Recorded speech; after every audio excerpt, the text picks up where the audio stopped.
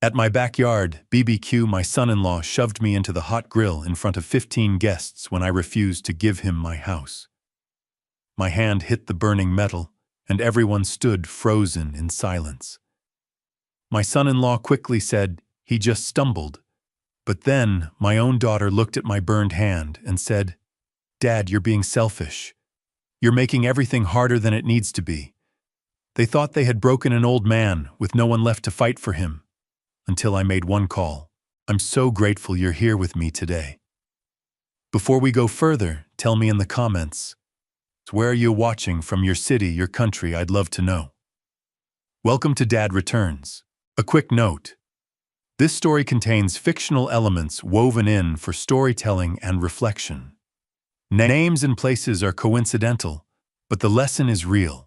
The morning I turned 72, I sat alone on my back porch with a cup of black coffee and watched the sun come up over the maple tree Margaret planted the year we moved in. The leaves had started turning at the edges, just barely the way August in Portland always teased you before fall came in hard. Nobody called. Nobody came. And for the first time in a long while, that silence did not feel peaceful. It felt like something waiting. I had lived in this house for 31 years. Every board in this porch I had cut and nailed myself. Every window frame, every doorway, I knew which ones settled in winter and which ones swelled in the summer heat. I built this place the same way Margaret and I had built everything else in our lives, slowly, carefully, with our own hands and whatever money we had left at the end of the week. People in this neighborhood thought I was just a retired construction worker. Quiet old Walter in the flannel shirt driving that beat-up Ford pickup, growing tomatoes in the backyard. They were not entirely wrong.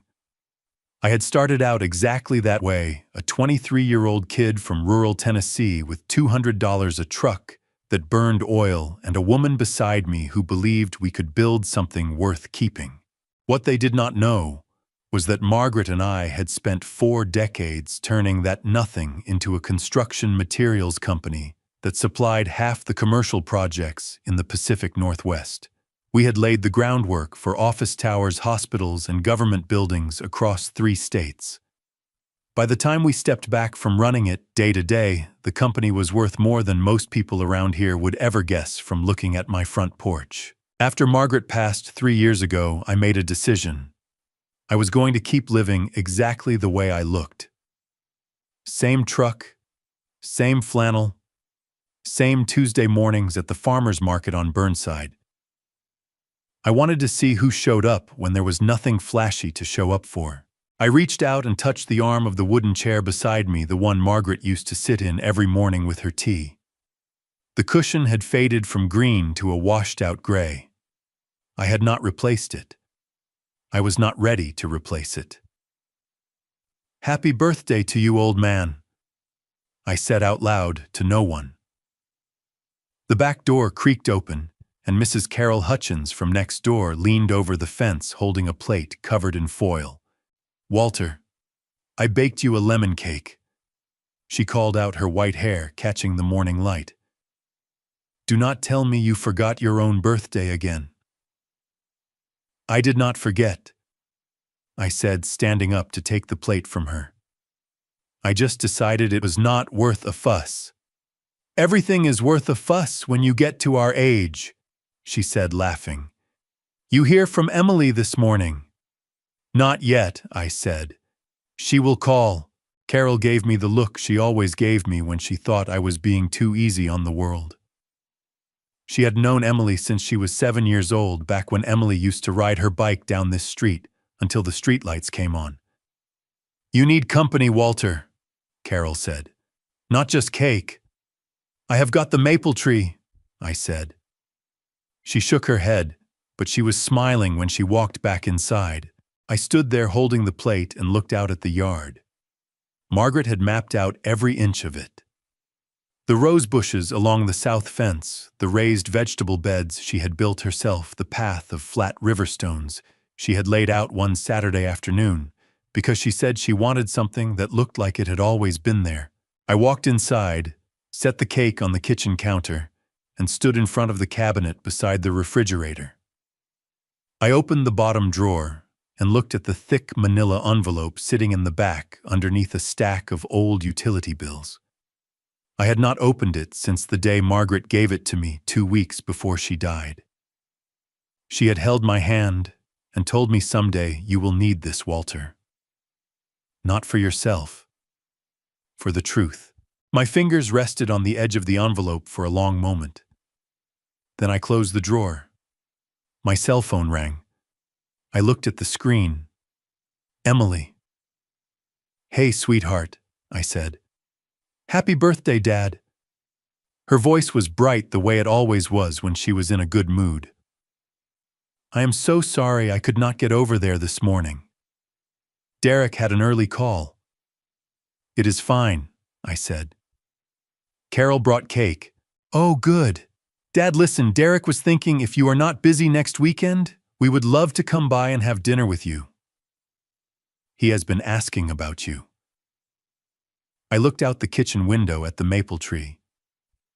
"Derek has been asking about me," I repeated. "He has. He feels like we do not see you enough. We want to come spend some time." "Sure," I said. "Come Saturday. I will put something on the grill." "Perfect."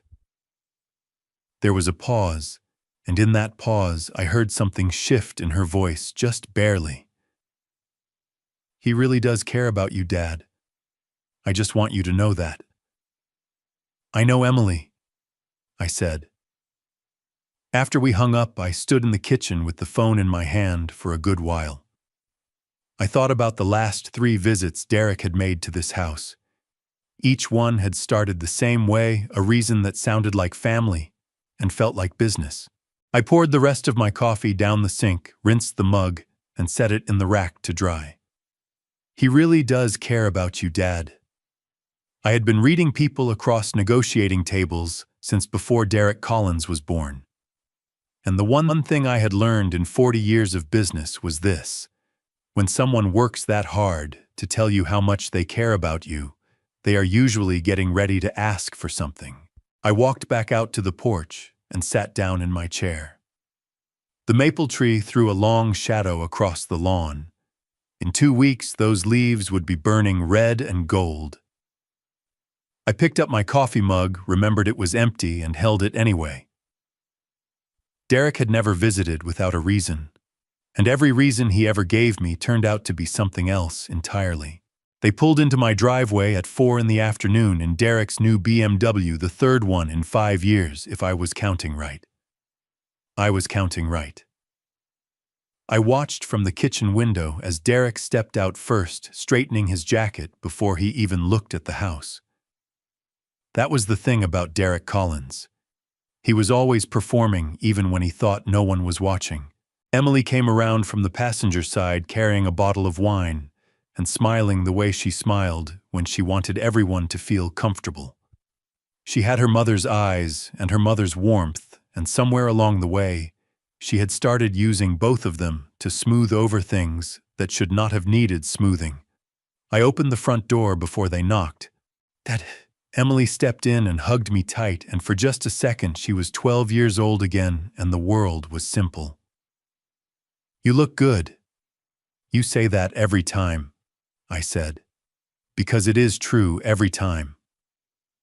Derek came through the door behind her, hand extended. His grip was the kind that wanted to communicate confidence, firm but brief, releasing before you were ready, like he had somewhere more important to be. "Walter," he said. "Good to see you. Place looks great.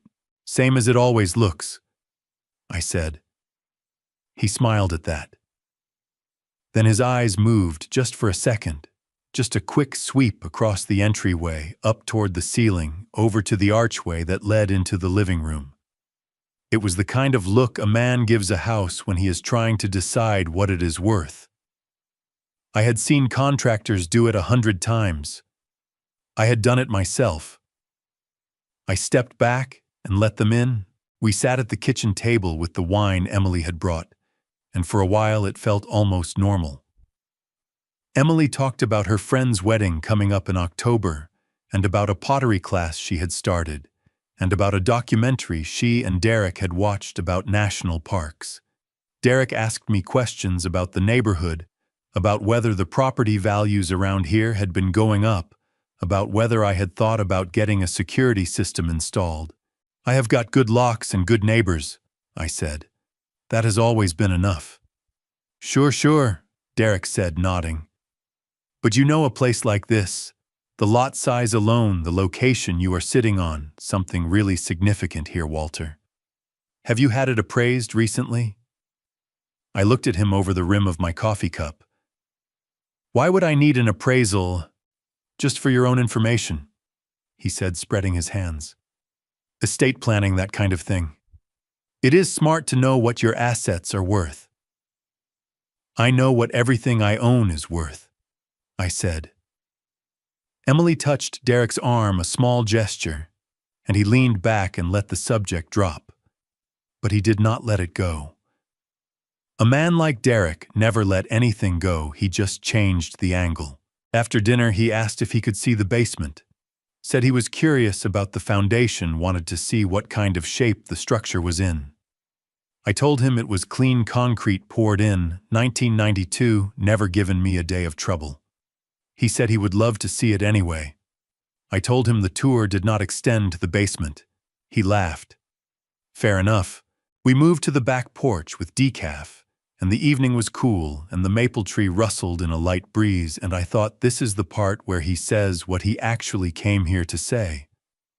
I did not have to wait long. "Walter," Derek said, leaning forward with his elbows on his knees, his voice dropping into what I could only call his boardroom register, serious but friendly, the tone of a man presenting a reasonable solution to a problem you did not know you had.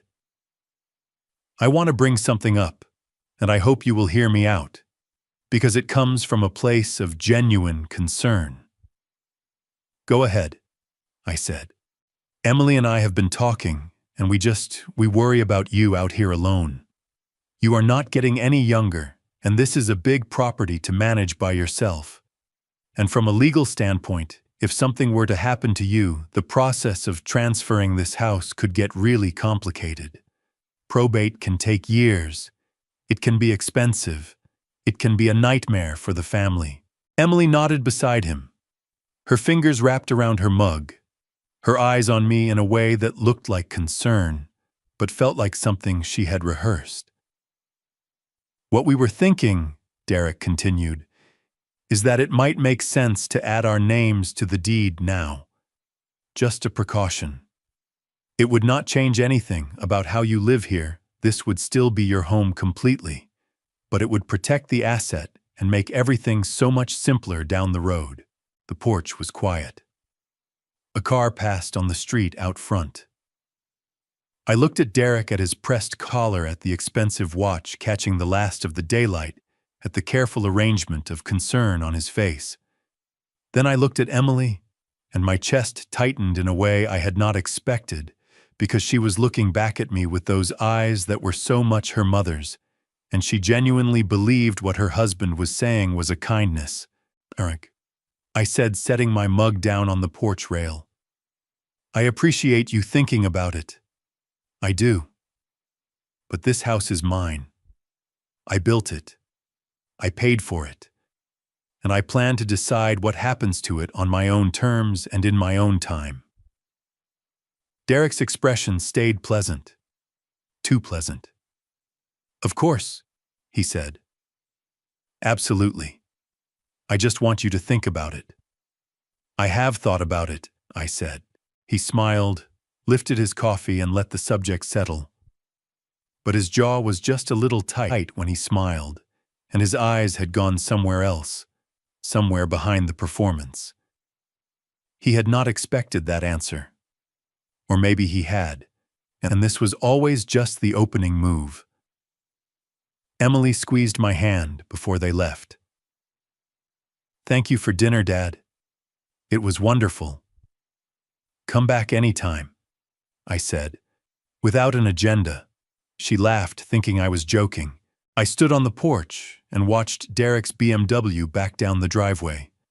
His reverse lights lit up the darkening street, and then he was gone. I stayed out there for a long time after that, one hand resting on the porch rail Margaret had painted white 12 summers ago. The paint was peeling now. I kept meaning to repaint it and kept finding reasons not to. Derek Collins had just asked me to hand over my home with a smile and a glass of wine. He had done it smoothly, warmly, with his wife sitting right beside him and love in the room to use as cover. He smiled all the way to the door. But I had spent 40 years reading people across negotiating tables, and I knew the difference between a man who was done asking and a man who had just begun. 3 days after Derek and Emily's visit, I climbed into my old Ford pickup at 7 in the morning to make my weekly run to the farmer's market on Burnside. Same route I had driven for 11 years. Down Hawthorne left on 39th, merge onto the overpass, and coast down the long, gentle slope toward the river. I knew every dip in that road, every pothole, every place the pavement buckled in winter. I never made it to the market. I was halfway down the slope when I pressed the brake pedal and felt it go soft under my foot. Not the familiar firm resistance, but something hollow, like pressing your hand into wet sand. I pumped it twice. Nothing caught. The truck kept rolling, picking up speed on the downhill grade, and my hands went tight on the wheel before my brain had finished processing what was happening. "Come on," I said out loud, my voice harder than I felt. "Come on, come on." I did not panic. I had been in tight spots before, on job sites, in negotiations, in the worst moments of Margaret's illness, and the one thing I had learned was that panic costs you the 2 or 3 seconds that matter most. I cut the wheel hard to the right, aimed for the gravel shoulder, and dragged the front tire against the curb to bleed off speed. The truck shuddered, bounced off the concrete lip, and ground to a stop against the base of a chain-link fence. My forehead hit the steering wheel. I sat there with my hands still locked on the wheel, breathing hard, while the engine idled rough, and a woman on the sidewalk ran toward me with her phone already out. "Sir, are you okay, sir? I am calling 911. "I am all right." I called out through the cracked window, though my voice came out thinner than I intended. The right side of my forehead throbbed where it had hit the wheel, and when I reached up to touch it, my fingers came back red. The paramedics arrived in 4 minutes. They got me out of the truck, sat me on the back of the ambulance, pressed gauze to my forehead, while asking me questions I could answer easily. Name, date, current president. My costay ached on the right side where the seatbelt had locked hard across my chest. My right wrist had torqued against the wheel and was already swelling at the joint.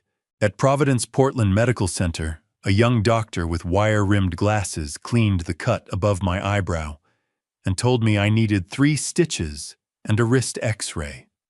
Nothing broken. Soft tissue damage. He said I was lucky. "I know," I told him, and I meant it more than he understood. Emily arrived 45 minutes later, breathless, her coat half-buttoned, like she had thrown it on in a hurry. She pushed through the curtain of the examination bay and stopped when she saw the bandage on my forehead, her hand flying to her mouth. "Dad." Her voice cracked. "Oh, Dad, what happened?" "Brakes went out," I said. "I am fine." 3 stitches and a sore wrist. She crossed the room and hugged me carefully, the way you hug someone when you are afraid of hurting them, and for a moment her arms around me felt exactly like something I had been missing for a very long time. Then Derek called. Emily put him on speaker. "Walter, thank God you are okay," he said, and his voice had that practiced warmth in it, that boardroom concern. "That must have been terrifying." "I managed," I said. "At your age, behind the wheel alone, I hate to think what could have happened," he said. "Emily and I have been worried about exactly this kind of thing." I looked at the ceiling of the examination bay. The fluorescent light buzzed faintly overhead. "Have you I said. We have. Honestly, Walter, this might be the moment to have a serious conversation about your living situation. A house that size, driving yourself everywhere, it is a lot for one person. Emily was nodding beside me slowly, her eyes gentle and worried in a way that made my chest hurt worse than the seatbelt had. What kind of conversation did you have in mind? I asked. Well, Derek said, we have actually been thinking that it might make sense for us to move in with you. To help. We could take the main bedroom, you could use the guest room, it is closer to the bathroom anyway, and we would be right there if you needed anything. I looked at Emily. She reached over and took my uninjured hand in both of hers. It makes sense, Dad, she said softly. We just want to take care of you. I kept my voice even. I will think about it. Of course, Derek said. Take your time. We just love you and want you to be safe. After Emily left to get the car, I sat on the edge of the examination table with the paper cover crackling under my weight. My wrist throbbed in its brace. The stitches above my eyebrow pulled tight every time I raised my eyebrows. I thought about Derek's voice on that phone, calm, warm, perfectly timed. And I thought about something else. 3 days ago, while Emily and I had been cleaning up after dinner, Derek had offered to check on something in the garage. Something in my truck. He had said he wanted to see if I had a good flashlight for emergencies. I had been in the kitchen. He had been alone in the garage for nearly 10 minutes. My jaw tightened until I could feel it in my back teeth. I breathed out slow through my nose and made myself stay still. Some things need to be confirmed before they are spoken out loud. And I needed to make one phone call, but not to the police. Not yet. There are moments in a man's life when everything gets very quiet and very clear at the same time.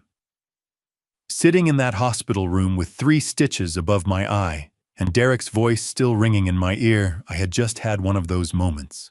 I called Frank Morrison at 7 the next morning. Frank had been fixing my vehicles for 22 years, ever since I pulled into his shop on Southeast Powell with a seized alternator, and he had it running again in under an hour without charging me for the diagnostic. He was the kind of man who said exactly what he saw and never embellished it, which was precisely why I trusted him. "Francois," I said when he picked up, "I need you to pull my truck in and look at the brake system. All of it, top to bottom." "Heard about the accident," he said. "Word gets around. You doing okay, Walter?" "I am doing fine, but I need you to look at those brakes like someone may have touched them. Not like a routine inspection, like an investigation." A pause. "How soon can you get it here?" "Hour," I said. Frank Morrison's shop sat on a wide lot off Southeast Powell, a low concrete building with 2 bay doors and a hand-painted sign that had been fading since the mid-90s. Frank himself was a broad-shouldered man in his early 60s, with grease permanently worked into the creases of his knuckles and a way of moving around an engine that reminded me of surgeons I had watched work. Deliberate, unhurried, certain. He got the truck up on the lift and went to work. I sat on a metal stool near the wall and watched him move through the undercarriage with a drop light, methodical and quiet. 23 minutes passed. I did not rush him. Then he said, "Walter, come here." I stood up and walked over. He was crouched beneath the rear axle, the drop light angled up at the brake line running along the passenger side frame rail. He pointed with one thick finger. "You see this fitting right here," he said. "This is your rear brake line junction, where the main line splits to feed the rear calipers. There is a compression fitting here, and it should be torqued down solid. It has been that way since I last serviced this truck, which was 14 months ago." "And now?" I asked. "Now it is backed off," he said. "Not all the way loose, just enough. Maybe a quarter turn, maybe a little more. Enough that the brake fluid seeps out slow under pressure. You would not notice it sitting still, You would not notice it at low speed. But on a downhill grade, when you press hard, the pressure spikes and the fluid bleeds out fast enough that the caliper cannot generate stopping force. My hand gripped the frame of the lift until my knuckles ached. "Frank," I said, "can that happen on its own? Vibration wear anything like that?" He shook his head without hesitation. "Not a chance. This fitting does not work itself loose. It requires a wrench. Somebody put a wrench on this and turned it counterclockwise deliberately until it was just loose enough to cause a problem without being obviously tampered with." He looked up at me, and his face had gone very still. "Walter, somebody tried to hurt you." The bay was quiet, except for the sound of traffic on Powell outside and the tick of the cooling engine. "I need you to photograph everything," I said. My voice was steady, though my chest felt like something heavy had been set down on top of it. "Every angle.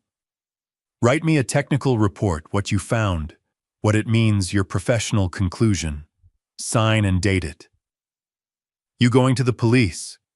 "Not yet," I said. "But I need the documentation ready." Frank spent another 30 minutes photographing the fitting from 6 angles and examining the rest of the brake system.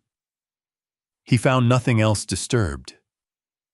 Whoever had done this had known exactly where to look and exactly how little interference was needed. That told me something important. This was not random. This was specific knowledge applied with a specific goal. I thanked Frank, told him to repair the fitting and have the truck ready by end of day, and walked out into the thin morning sunlight. I stood beside my car in the lot and pulled out my phone. Richard Bennett had been my attorney for 20 years. He had handled every contract, every trust document, every piece of legal architecture Margaret and I had built together.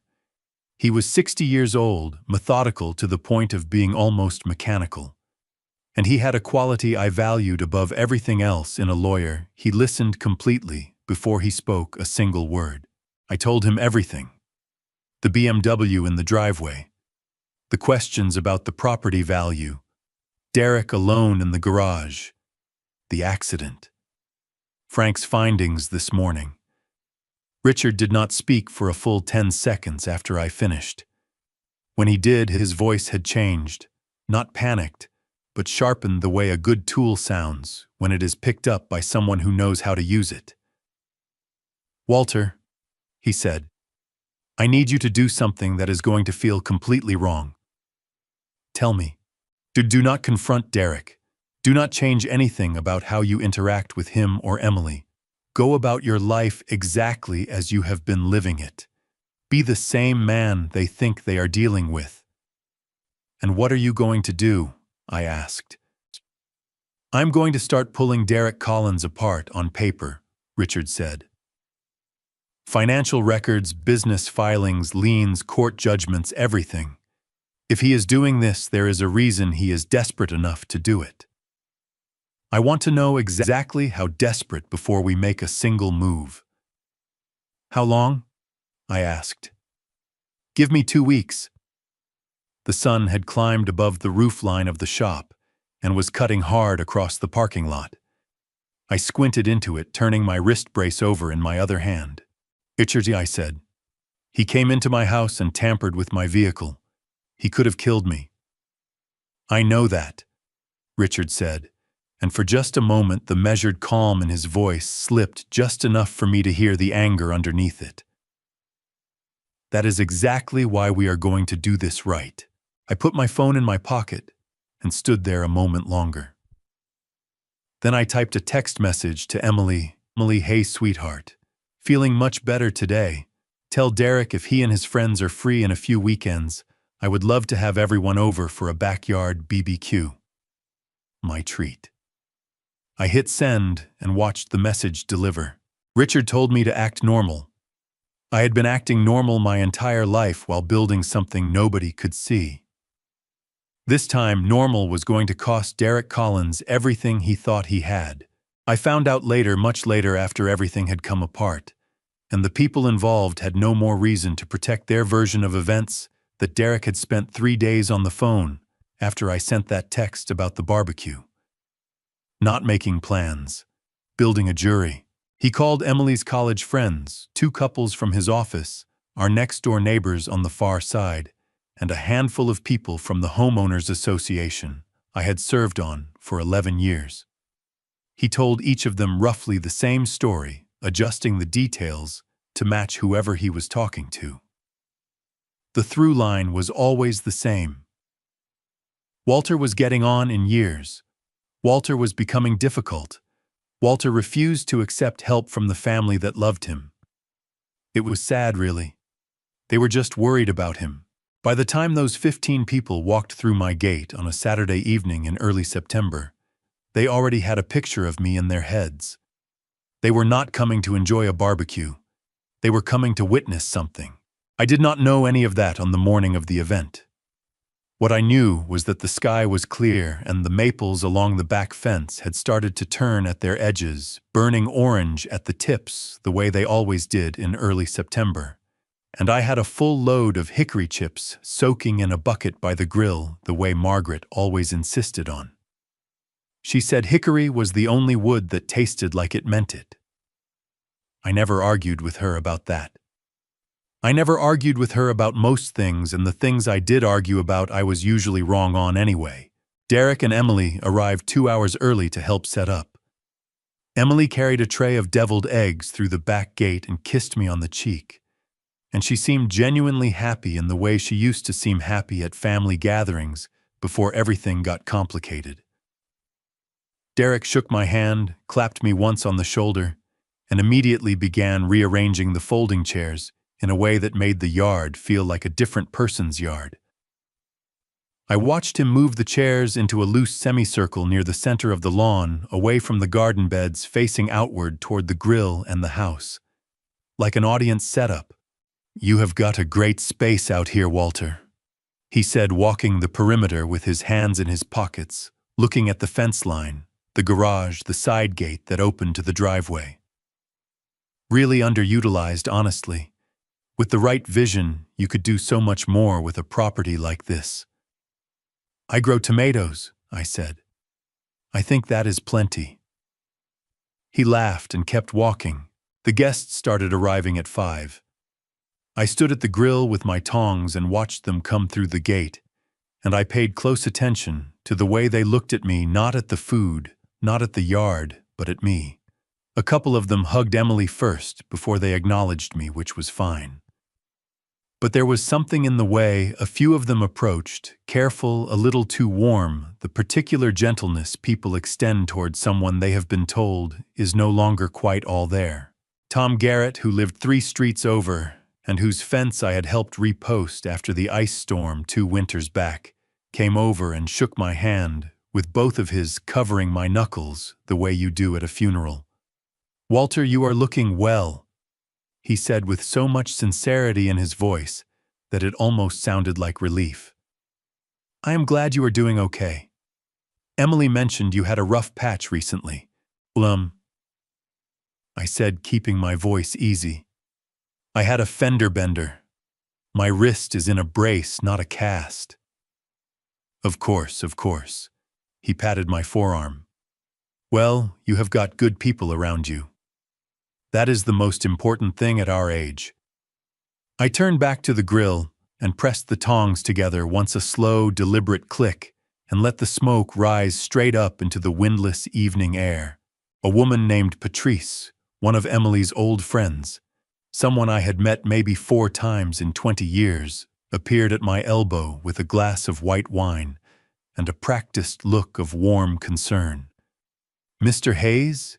she said, touching my arm lightly. "I just think it is so wonderful that Emily and Derek are so committed to being here for you. Not everyone has that kind of support. You are a very lucky man." My back molars pressed together. "I'm lucky in a number of ways," I said pleasantly. She smiled and drifted back toward the group. I watched her go and understood with absolute clarity what Derek had engineered. He had preloaded every single conversation before it started. Every person at this gathering had arrived already oriented not as guests, but as an audience carefully primed to watch a reasonable old man finally accept the inevitable. At 6:30, Derek clinked a fork against his glass, and the yard went quiet. He stood near the center of the gathering with Emily at his side, relaxed and at ease holding his drink, with the casual confidence of a man who believed the room was already his. "I just want to take a second." Derek said, his voice warm and carrying across the yard without effort, "to thank everyone for coming out this evening, and to especially thank Walter for opening up this beautiful property to all of us." He swept his hand across the yard, across the garden beds Margaret had planned on graph paper one winter afternoon, across the back fence I had built with her brother the summer we moved in. "This is a truly special place, and we just want to make sure it is well looked after going forward." "Right, Walter." 15 faces turned toward me, soft and expectant. My hand tightened around the grill handle until the textured grip pressed ridges into my palm. I raised my glass toward the group and kept my smile exactly where it needed to be. "Nothing changes around here," I said, "that I do not personally decide to change." A few people chuckled, reading it as a joke. Derek laughed too. But above that easy smile, his eyes had gone flat and sharp, the way eyes go when a plan has not landed the way it was supposed to. He thought he had built a stage tonight. He was right about that much. What he had miscalculated was who was actually running the show. Derek raised his glass like a man who already owned the house he was standing in. I kept my eyes on the fire beneath the grill and felt the heat steady against my face. The night was still very young. It happened at 8:47 in the evening. I know the exact time because I had just glanced down at Margaret's watch on my wrist. A slim silver Bulova she had given me on our 30th anniversary, with the words still running engraved on the caseback when I heard Derek's footsteps crossing the grass behind me, with a particular kind of purpose that I had learned to recognize over years of watching men approach a negotiating table when they had decided the time for patience was over. The grill had burned down to a steady bed of coals. Most of the food was gone. The guests had loosened up with 2 hours of wine and good weather, and the conversation had spread across the yard in the comfortable overlapping way it does when people have forgotten they came with any particular agenda. Derek touched my elbow. "Walter, can we step over here for a second?" He steered me toward the gap between the grill and the back fence, just far enough from the nearest cluster of guests to seem private, close enough that they could hear if things got loud. "That was not an accident. I am going to be straight with you," he said, dropping his voice to a confidential register. "Tonight is a good moment. Everyone who matters is here. They all care about you. And I think if you just took the step of signing the transfer paperwork tonight, right now, I have got it in the house, it would be such a relief for everyone. For Emily. For you." I looked at him steadily. "Derek, my answer has not changed since the last time you asked." His jaw shifted. "Walter, you are being unreasonable. We are trying to help you." "You are trying to take my house," I said. "There is a difference." His face reddened, a deep flush rising from his collar, and I watched the polished consultant exterior crack along its seams. He stepped closer, and his voice climbed out of its careful register. "You know what your problem is," he said loud enough now that the nearest guests had started to turn their heads. "You are a stubborn old man who cannot admit when he needs help. You are sitting on $1.5 million worth of property that you cannot even maintain, and you are too proud and too selfish to let the people who love you do something useful with it." "Derek." Emily's voice came sharp from behind him. "Lower your voice." But Derek's hand shot out and grabbed my shoulder hard, the fingers digging in, and shoved. I was not a young man. I was 72 years old with a healing wrist and a body that did not absorb surprises the way it once had. The force of it caught me mid-step and sent me stumbling backward, and my hand went out instinctively to catch myself on the nearest solid thing, which was the side rail of the grill. The metal was 400 degrees. The sound it made, the brief, terrible hiss of skin meeting superheated steel, cut through every conversation in the yard. My palm screamed with a white-hot pain that shot straight up my arm to my shoulder, and I wrenched my hand back and pressed it against my chest, breathing through my teeth, my eyes watering against my will. 15 people stared. Derek stood 2 feet away, his chest heaving, his finger pointed at me like an accusation. He stumbled, he said to the yard, loud and fast. You all saw it, he just stumbled backward. The pain in my hand was extraordinary, a deep, searing burn that pulsed with every heartbeat. I straightened up, pressed my burned palm flat against the front of my shirt, and looked at the faces around me. Some were horrified, some were uncertain. Some were already doing what people do when they witness something that makes them uncomfortable, looking away, finding somewhere else to direct their attention.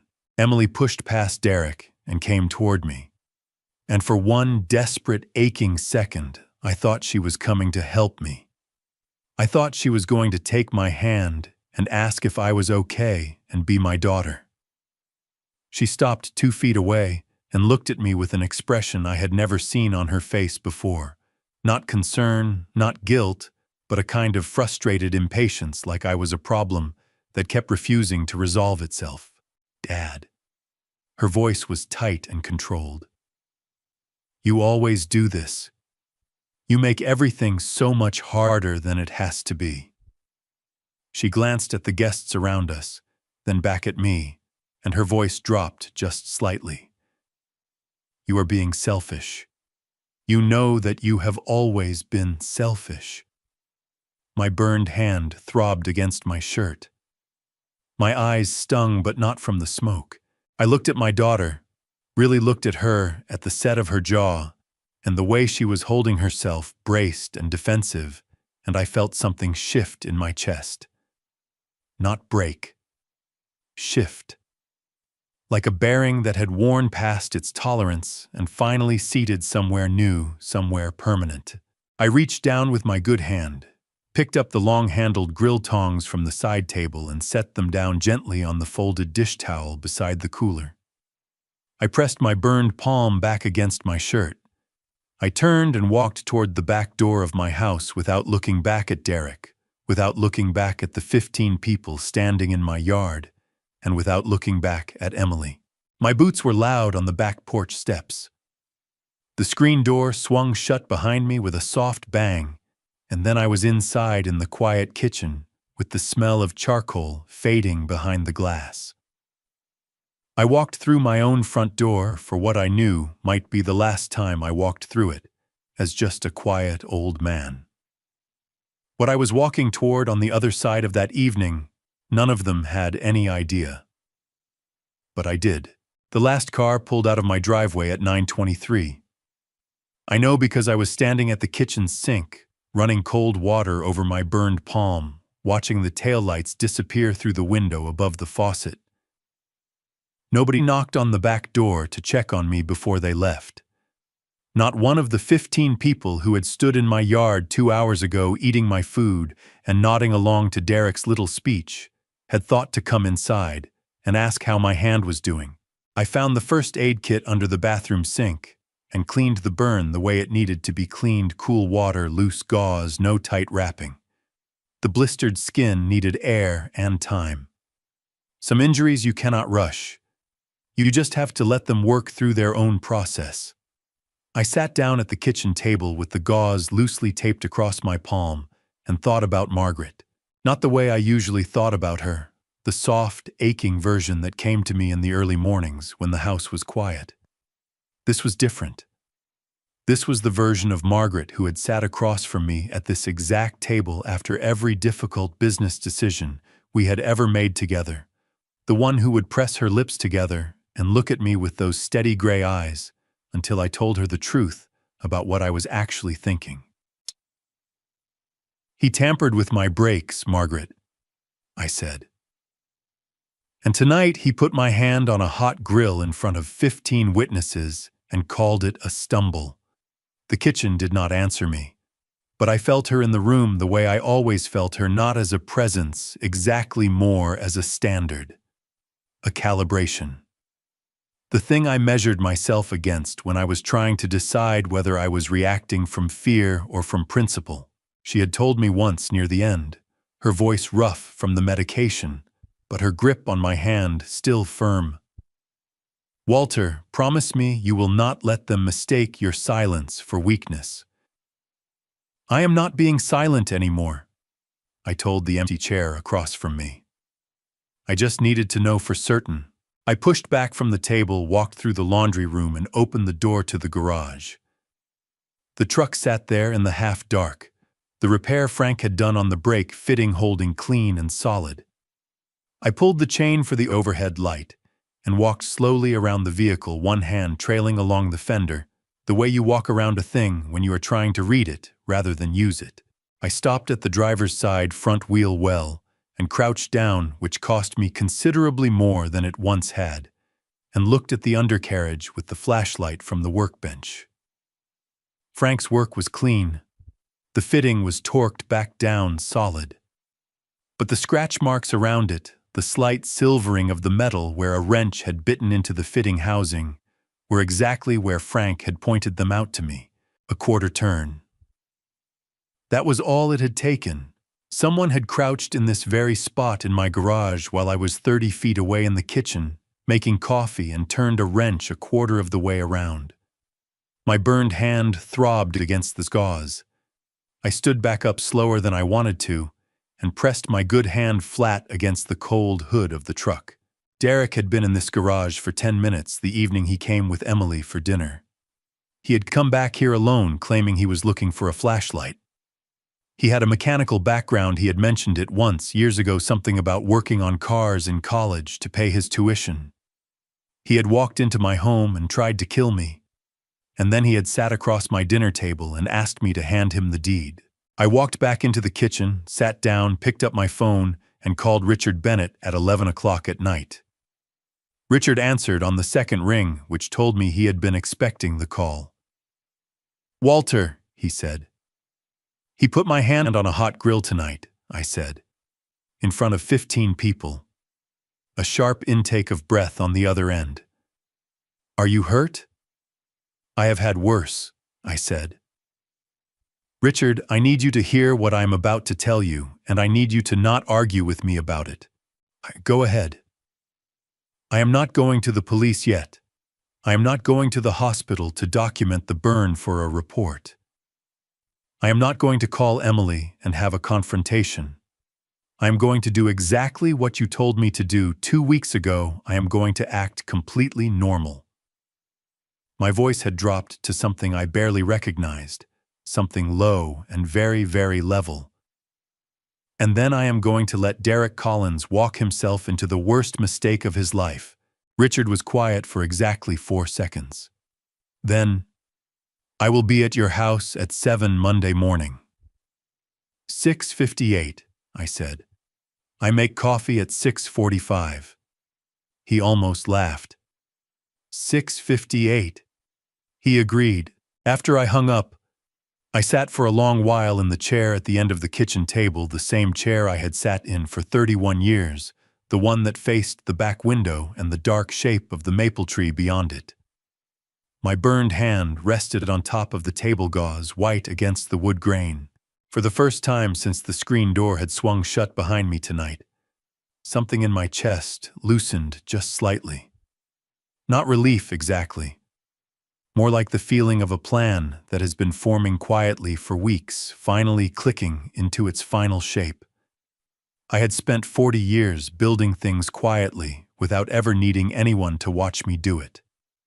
What I was about to build next would be the most important thing I had ever constructed, and Derek Collins would not see a single brick being laid. Richard Bennett arrived at 6:58 Monday morning, 2 minutes before he said he would. In 20 years, he had never once been late to anything, and I had always taken that as a statement of character rather than just punctuality. He came through the front door carrying his worn leather briefcase and declined the coffee I held out toward him, which told me more about the seriousness of the morning than anything he could have said. "Sit down, Walter," he said, setting the briefcase on the kitchen table and snapping it open before he had even pulled out his chair. Richard Bennett was 60 years old, silver-haired, and built like a man who had spent his career making large institutions feel small. He wore the same style of dark suit he had worn every time I had ever seen him professionally, and he had a way of arranging documents on a table that made them look like evidence even before you knew what they contained. He pulled out 3 items and set them in a row in front of me. The first was Frank Morrison's technical report, 2 pages typed, signed, and dated with Frank's notarized certification attached. The brake line fitting, the quarter turn, the professional conclusion, deliberate tampering. The second was a thick folder of printed documents held together with a binder clip. "Derek Collins," Richard said, tapping the folder. "I started pulling his records the morning after you called me about the garage. What I found took me about 48 hours to fully understand, because the way he had structured things was designed to be confusing. But once you cut through the structure, it is actually very simple." He opened the folder and laid the first page in front of me. It was a credit report, not the kind you get from a consumer website, but a full commercial credit analysis, the kind that showed business entities, liens, judgments, and outstanding obligations in precise columns. "His personal credit score is 412, Richard said. "That is not a typo." I leaned forward and looked at the number. 412. In my years in business, I had seen companies survive on thin margins and creative financing, but a personal credit score that low meant one thing.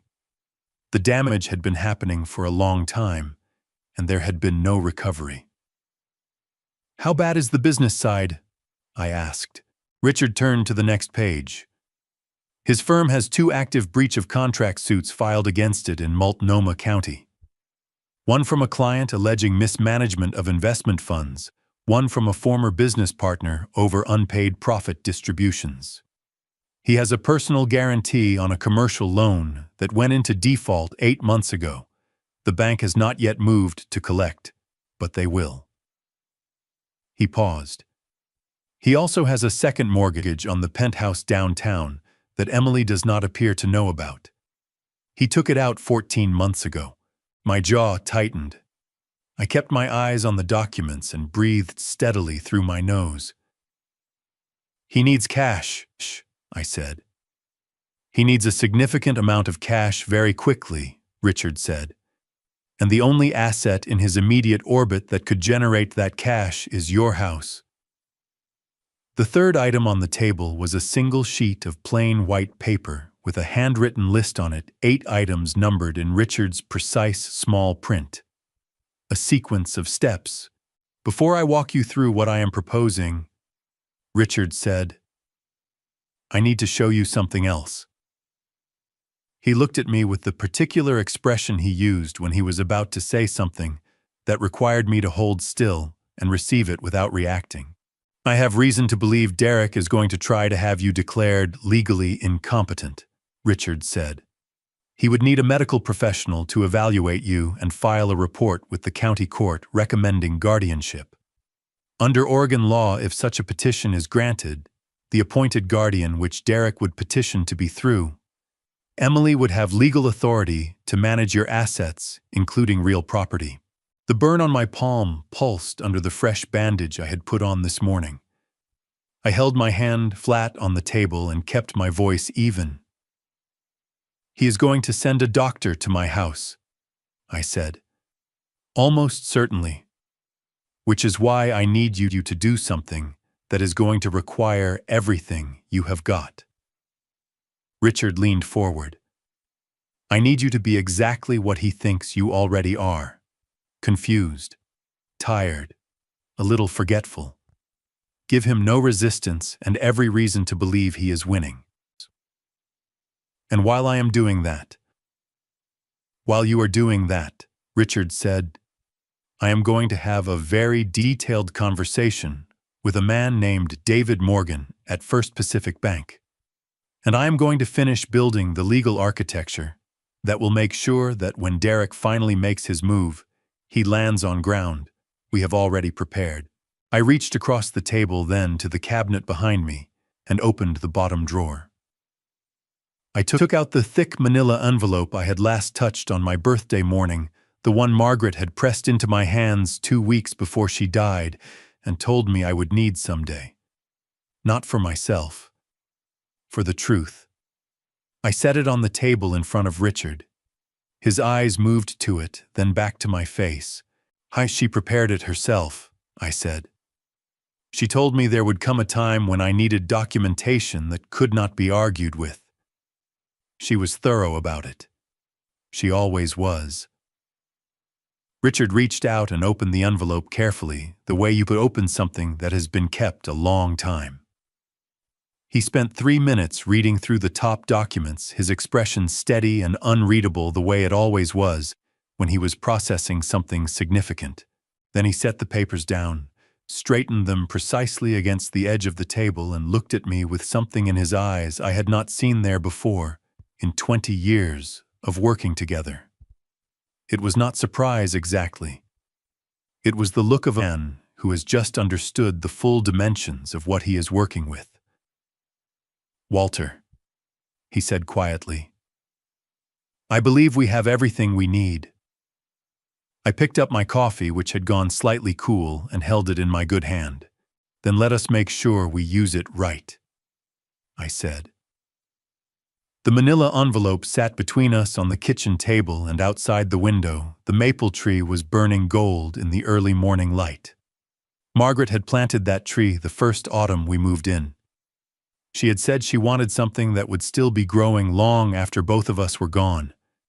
She had been right about that too. Before I tell you what happened next, drop a comment right now and tell me, do you think Walter should fight back or let it go? Type fight if you think he should stand his ground, or type let go if you think walking away is the wiser move. I read every single one of your comments, and I want to know where you stand before this story takes a turn you will not see coming. And before we continue, I want to be upfront with you. Parts of what you are about to hear have been shaped for storytelling. Not everything in life wraps up this neatly, and not every family wound heals this cleanly. If that is not the kind of story you are here for tonight, no judgment, you can step away now. But if you are staying, hold on tight. Because what Walter did next changed everything. Starting the very next morning after Richard left, I became someone I had never been in my entire 72 years on this earth. I became helpless. It did not come naturally. I had spent 4 decades being the man who showed up early, stayed late, and solved problems that other people had given up on. Pretending to be confused and worn out, felt the way I imagined an actor feels the first time they play a villain. You know, it is a performance, but you have to commit to it so completely that even you start to believe the character for stretches at a time. I called Emily on a Tuesday morning 3 days after Richard's visit. I let my voice go soft and a little thin at the edges, the way voices go when someone has not been sleeping well. Sweetheart, I said, I need to tell you something, and I do not want you to worry. Dad! Her voice sharpened immediately. What is wrong? My hand has been bothering me more than I let on, I said. And I have been having a little trouble sleeping. I keep waking up at 3 in the morning, and I cannot remember why I got up. I paused, let out a long, slow breath. I think it is all catching up to me. The accident, the barbecue, all of it. She made a small sound halfway between a sigh and a sob. "Oh, Dad, I am so sorry. I should have called sooner." "You have your own life," I said. "I just wanted you to know." "Derek and I are going to come by this weekend," she said, her voice firm now, the way it got when she had made a decision. No arguments. "All right," I said. I made sure my voice sounded like relief. I set the phone down and then looked at the kitchen ceiling. That had cost me something, letting my voice go that way. Even performed weakness leaves a mark on a man who has spent his whole life standing up straight. The supermarket trip 2 days later was Richard's suggestion, and it was almost elegant in its simplicity. Derek had mentioned to Emily that he sometimes stopped at the Safeway on Belmont on Wednesday mornings before his first call. Emily had mentioned this to me without realizing she had handed me a stage. I drove to that Safeway at 9:45 Wednesday morning and pushed a cart slowly through the cereal aisle. When I heard Derek's voice 2 sections over, I found a spot in front of the oatmeal display and stood there. I picked up one canister, read the label, set it down. Picked up another, read the same label, set it down. Picked up the first one again. I heard the cartwheels stop behind me. "Walter." Derek's voice had that careful, measured concern in it that he used when he thought he was watching something significant. "Hey, what are you doing all the way over here?" I turned around, slowly blinked at him like I was working to place him.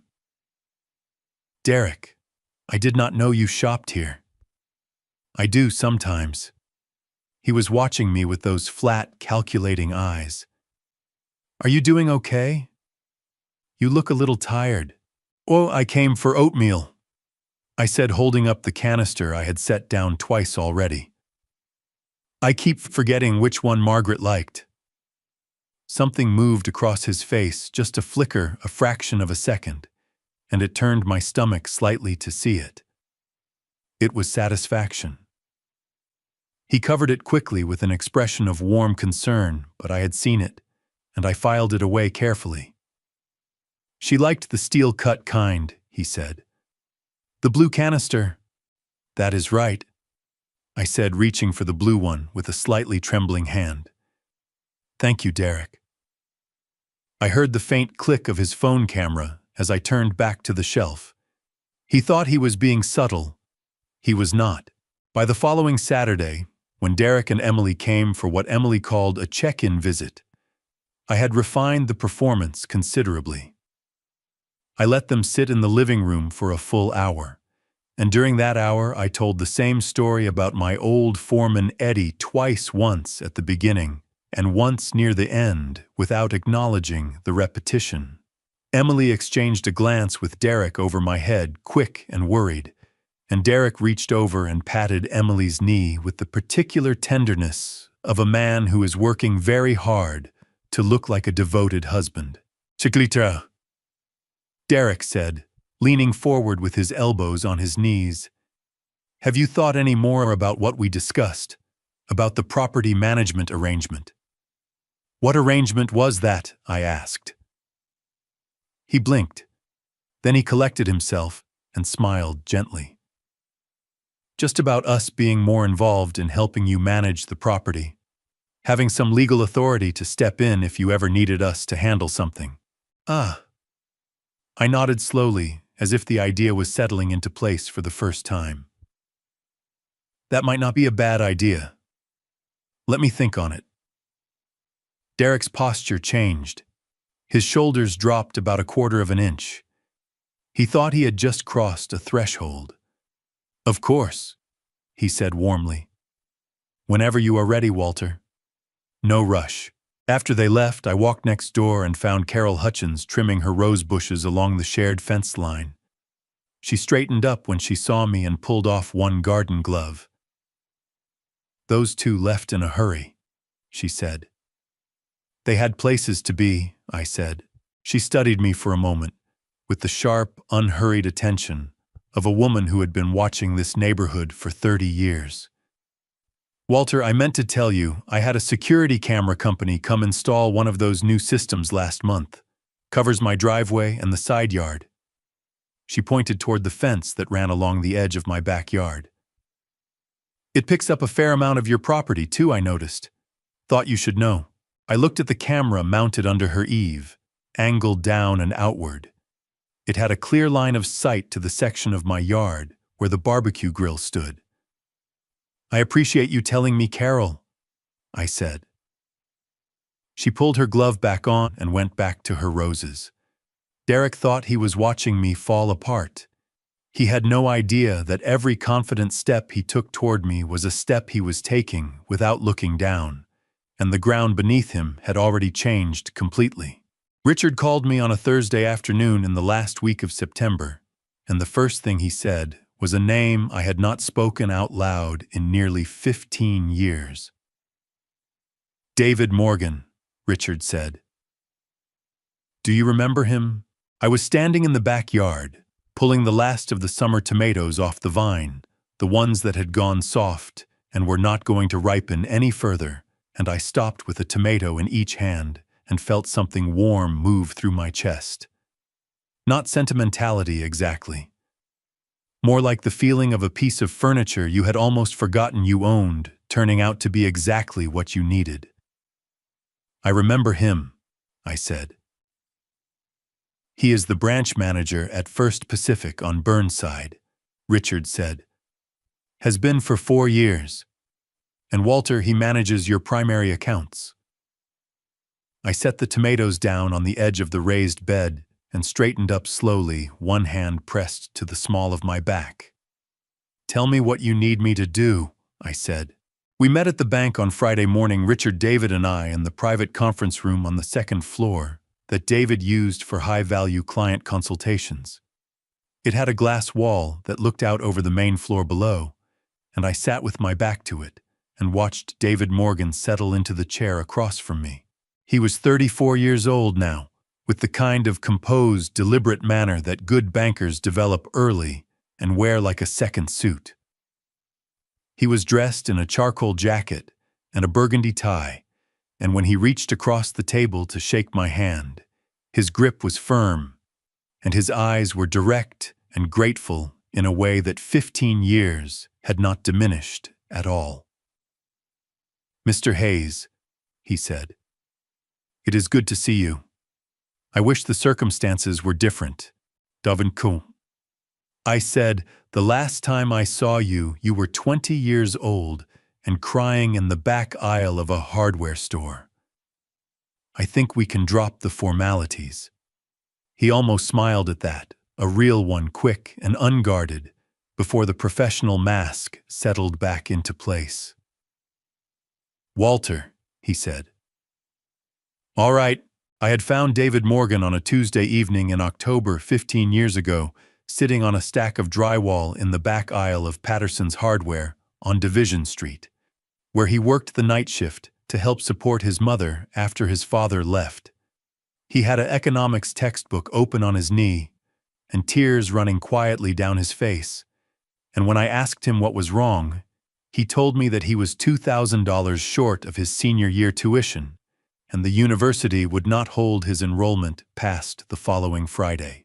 I had gone home that night, talked it over with Margaret. She had said, without hesitating, of course, and the next morning I walked back into that hardware store and handed David a certified check from our company account that covered his tuition, his books, and 8 months of rent. He had tried to refuse it.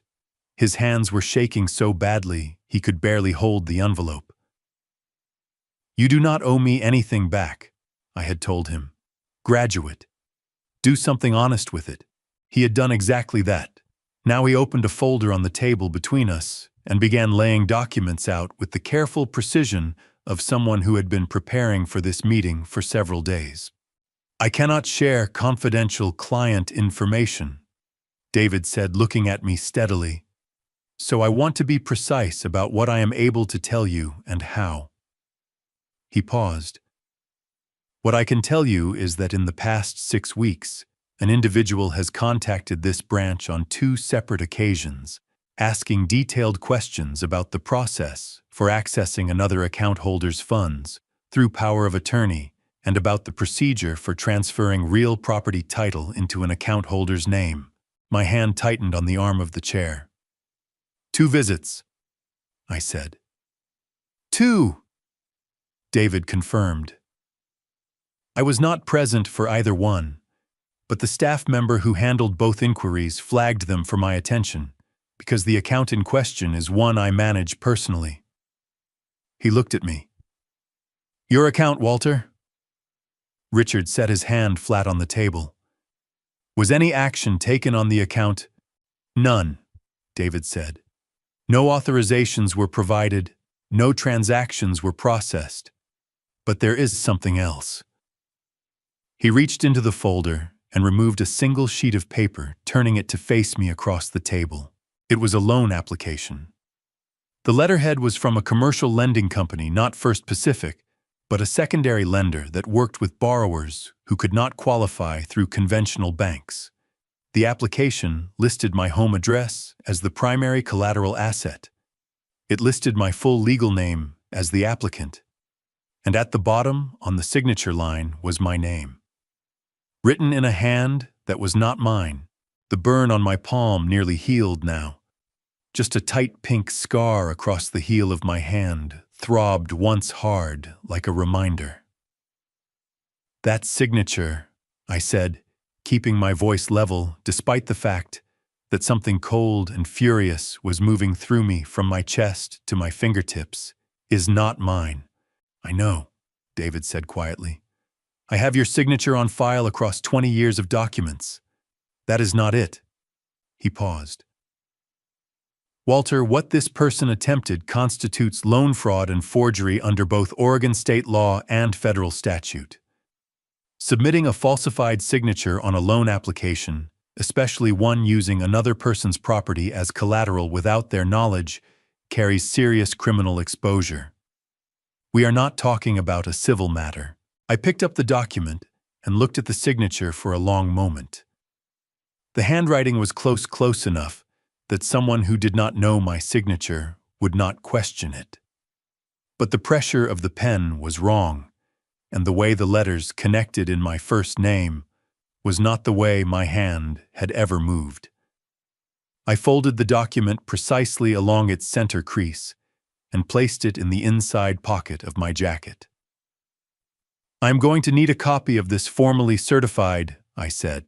Already prepared, David said, sliding a second copy across the table. Notarized with my attestation as branch manager that the signature does not match the account holder's authenticated samples on file. Richard reached over and took the certified copy, tucking it into his briefcase without a word. I looked at David Morgan across the table, at the composed, careful, loyal man he had become, and felt a rush of something that was not quite gratitude and not quite pride, but somewhere between the two. The particular feeling of having once made a decision that turned out to matter in ways you could not have predicted. Thank you, David, I said. He straightened the remaining documents in the folder and closed it with quiet precision. You told me to do something honest, he said. I am still working on it? Derek had already forged my name once. A man who crosses that line once has already decided the line does not apply to him, which meant he was not planning to wait much longer before he came back for the real thing, and this time he would not be asking. He arrived on a Tuesday morning in early October in a silver Lexus that he parked too close to my mailbox, the way people park when they are in a hurry to be somewhere important. I was in the kitchen when I heard the car door, and I watched through the window as he came up the front walk, adjusting his tie with one hand and carrying a clipboard in the other, a tall man with the kind of groomed, angular face that photographs well and listens poorly. He rang the bell with the confident single press of someone who expected the door to open on the first try. I counted to 5 before I opened it. Mr. Hayes. He smiled with his teeth and not his eyes. My name is Dr. Harlan Webb. I am here on behalf of the County Health and Wellness Division to conduct a routine cognitive assessment. Your family has expressed some concerns about your ability to manage independently, and the state takes those concerns seriously. I looked at the clipboard he held toward me. The letterhead read, Multnomah County Adult Protective Services in clean official font. But the paper had the particular brightness of something printed that morning, rather than sourced from an actual government office. The notary stamp in the corner was the wrong shade of blue. I had spent 40 years reading contracts. I knew what a real government document felt like. Of course, I said, stepping back from the door. Come on in. I was just about to make tea. He followed me into the living room and settled into the chair across from the coffee table with the practiced ease of a man who was used to being received in other people's homes. He set the clipboard on his knee, uncapped a pen, and looked around the room with the assessing sweep of someone cataloging assets rather than checking on a person's well-being. What Dr. Webb could not see, because it was fastened with a strip of industrial adhesive tape to the underside of the coffee table between us, was the digital audio recorder Richard had helped me install the previous evening. It was smaller than a deck of cards and had a battery life of 14 hours. The record button was already pressed. Let us start with some simple orientation questions. Webb said, clicking his pen with the brisk efficiency of someone who had done this many times and found it tedious. Can you tell me what today's date is, Mr. Hayes?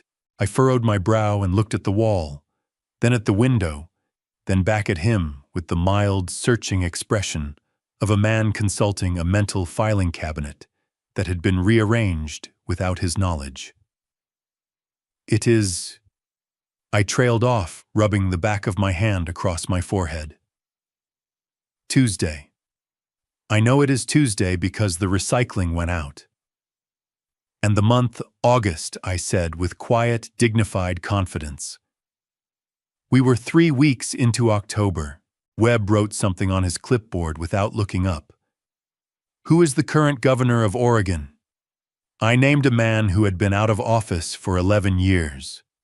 I said his name with the fond certainty of someone referencing a trusted public figure. Webb's pen moved faster. We went on like that for 20 minutes.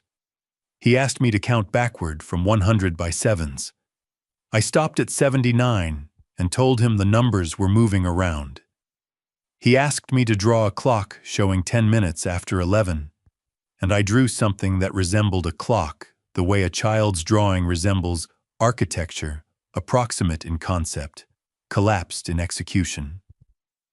I handed it to him with a small, embarrassed smile, and he received it with the barely concealed satisfaction of a man whose expectations were being met precisely. Then he set the clipboard on the table, leaned back in the chair, and rolled his shoulders the way men do when they believe a job is effectively finished. He had stopped looking at me entirely. I had become, in his estimation, a closed matter. He pulled out his phone and typed a message with his thumb unhurried, the way a man texts when he believes he is alone. He spoke the words quietly as he typed, the habit of someone who had grown careless in rooms where the occupant was not considered a threat. Mr. Collins was right, he murmured almost to himself, eyes on the screen. Significant disorientation, temporal confusion, executive function compromised. A small sound that might have been satisfaction. Easiest 15,000 I have made all year. He pocketed the phone, recapped his pen, and looked up at me with his professional warmth fully restored, as though a switch had been flipped. Every muscle in my body stayed completely still. My face held its expression of vague, tired confusion with the discipline of someone who had negotiated multi-million-dollar contracts across tables from people trying to take things from him. Webb stood, smoothed his jacket, and picked up his clipboard. You will be hearing from the county office within the week, Mr. Hayes, he said, reverting to his official register as automatically as flipping a switch. We will make sure you are well taken care of. Thank you for coming, I said. My voice was soft and a little uncertain, the voice of a man who was grateful for the attention. He let himself out. I listened to the Lexus back out of my driveway too fast, the tires chirping slightly on the dry pavement. Then I stood up, reached under the coffee table and peeled the recorder free from its tape mount. I plugged it into my laptop at the kitchen table and put on my reading glasses. The audio file was clean, every word crisp and clear, the room acoustics working in my favor. Webb's voice when he said $15,000 was as vivid as if he were still sitting across from me. I opened my email and attached the file. Richard picked up before the second ring. "Did it work?" "He confessed to the bribery on tape," I said. Named Derek by name, gave the dollar amount. Called it the easiest money he had made all year. A pause on Richard's end, the particular pause of a man absorbing very good news very carefully. "Walter," he said, "I need you to send me that file right now." "Already sent," I said. $15,000 to declare a man incompetent. Derek had purchased a medical opinion. What he had not understood, what men like Derek never understood, was that the things you buy illegally come with receipts you cannot control. Emily came alone that afternoon. No Derek. That was the first thing I noticed when I heard only one car door close in the driveway, a single soft thud, rather than the paired sequence I had learned to associate with the two of them arriving together. I watched through the kitchen window as she came up the front walk carrying a glass baking dish covered in aluminum foil, and something about the way she moved head slightly down steps, deliberate and rehearsed, told me she had gone over this visit many times in her mind before she got here. I opened the door before she knocked. "Hey, Dad." She smiled, and it was almost her real smile, almost the one she had as a girl, the one that reached all the way to her eyes. "I baked something." She carried the dish to the kitchen and set it on the counter, peeling back the foil to reveal a deep dish apple cobbler, the filling still steaming faintly at the edges. The lattice crust, golden brown and fragrant with cinnamon and nutmeg. My chest pulled tight in a way I had not been prepared for. It was Margaret's recipe. Exactly Margaret's recipe, the particular way the apples were sliced thin and layered, rather than chunked, the smell of brown sugar and a touch of cardamom that Margaret had added one autumn and never taken back out.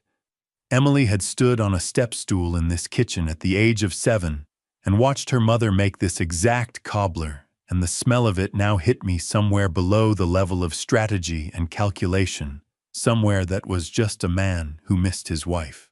"You used Mom's recipe," I said. Emily's eyes went a little bright, and she pressed her lips together for a moment before she answered.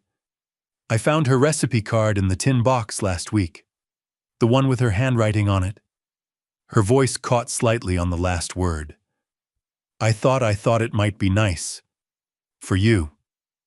I looked at the cobbler and breathed through the tightness in my chest. "Margaret, I thought I know what this is, but it still hurts." Sit down, sweetheart," I said. "Let me get some plates." "Actually, Dad." She reached into the tote bag she had set on the chair beside her and pulled out a manila folder thicker than a casual document, but thinner than a legal brief. She set it on the kitchen table with a care that was just slightly too deliberate. "I wanted to talk to you about something first, if that is okay." I sat down across from her, let my shoulders curve inward slightly, and folded my hands on the table the way a tired man folds his hands. "What is it, Em?" She opened the folder and slid a multi-page document toward me, smoothing it flat with her palm. A young woman I had not noticed before rose quietly from the chair near the window, a notary brought along to make everything official the moment I signed. She set her stamp on the table without a word and folded her hands. "Derek and I have been talking to a family law specialist." she said, her voice gentle and measured in the way of someone who has memorized a tone. "And what we learned is that as things stand right now, if something happened to you, if you got sick or needed care, or couldn't manage things on your own, we would have no legal ability to help you quickly. Everything would go through probate. It could take years and cost a fortune." "Oh, that sounds serious," I said, letting my eyebrows gather with slow, clouded concern. "It is, Dad. So what this document does," she tapped the top page, "is give Derek and me a durable power of attorney. That means if you ever need us to step in, we can act on your behalf. Pay your bills, handle the property, make sure you are taken care of." She paused, her eyes soft and earnest. "It does not take anything away from you. You are still in control of everything. It just means we can help if you need us to." A durable power of attorney in Oregon, when signed and notarized, grants the designated agent broad legal authority over the grantor's financial assets and real property, including the authority to sell, transfer, or encumber that property on the grantor's behalf.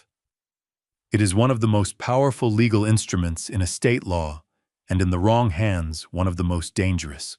What Emily had placed in front of me was not a limited assistance document. It was a full financial takeover dressed in the language of family care. I leaned forward, squinting at the text, turning the pages slowly with one finger. "My eyes are not what they used to be," I said. "Can you read me the important parts, sweetheart?" She read. She read the parts she wanted me to hear, the words about care and assistance and family, and moved through the operative clauses quickly, her voice staying warm and unhurried. She did not read me the section on page 3 that granted authority to liquidate real property without the grantor's additional consent. I listened to every word she did not say. When she finished, I reached into the breast pocket of my flannel shirt and took out the pen Richard had given me 3 days ago. It looked like an ordinary ballpoint black barrel silver clip, the kind you find in a cup on any office desk. What it contained was a formulation of disappearing ink, a novelty product with a legitimate chemical basis. The ink appeared dark and permanent on contact with paper, but degraded completely upon prolonged exposure to air, typically within 90 to 120 minutes, leaving no trace and no indentation. I clicked the pen. My hand trembled just enough to be convincing. "You really think this will help?" I asked, my voice thin and hopeful. Emily reached across the table and covered my unsteady hand with hers. Her touch was warm, and it cost me something to receive it, knowing what it was attached to. "I really do, Dad," she said softly. "This is just us taking care of you, the way you always took care of us." I pressed the pen to the signature line and signed my full name, Walter James Hayes, in slow, slightly shaky cursive.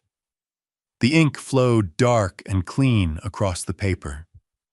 Emily pulled the document toward her the moment my pen lifted. She did not wait, did not offer to serve the cobbler, did not ask if I wanted a moment. She folded the pages with quick, practiced efficiency, slid the folder into her tote bag, and was on her feet before I had set the pen down on the table. "I will call you tomorrow, okay?"